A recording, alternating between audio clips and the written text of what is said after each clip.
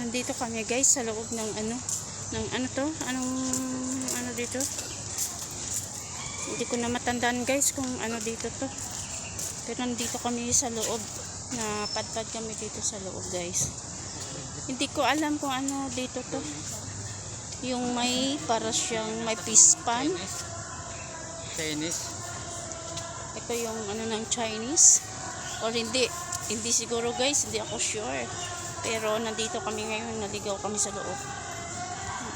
Tingnan niyo guys. Diba? Pero mas maganda pa guys pag halimbawa iikot ka, siguro mas meron ka pang makikita pag umikot ka. Kasi sa totoo lang guys, hindi ko pa naman ito naikot eh. Tsaka guys, ang laki ng pinagbago pala dito sa Luneta. Uy, dahil ngayon lang din ako nakagawi guys sa Luneta. Ang laki ng pinagbago talaga guys. Sobra. Kaya ayun. Ayan. Nakikita ninyo yan guys. So, para siyang para siyang pispan. Pero hindi siya pispan. Anong tawag dito? Kaya yan guys. Ikot tayo guys. Ikot tayo. Ditong lugar na ito. Hindi ko alam kung anong lugar dito to. May mga tilapia guys. Nakikita nyo. Ang dilim kasi medyo malabo. Yung ng kulay ng kasi nga medyo tawag dito guys, yung sobrang tirik ng araw. Grabe, ang daming isda yung tilapia pa guys. Ayan, tingnan, pispan nga talaga to guys.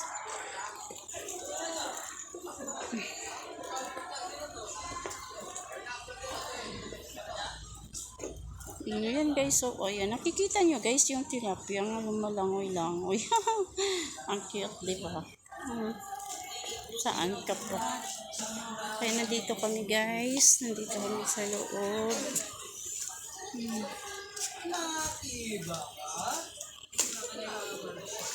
Ano pala dito guys, yung ng Chinese. Nandito kami nga naliligaw sa loob. Hindi ko nga alam kung anong pangalan dito ba. Yun guys, nakikita mo yun.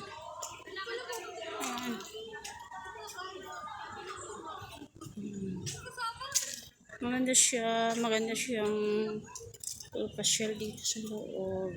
Yun lang naman ang makikita mo dito guys eh. Parang mga palahingahan or di ko alam, di ko ma-i-describe guys. Kasi nga parang ganun lang, parang tambayan. Pag pagod ka, pwedeng umupo or makiosyoso or man. Di ba? At saka guys, tingnan mo. May maraming ulam.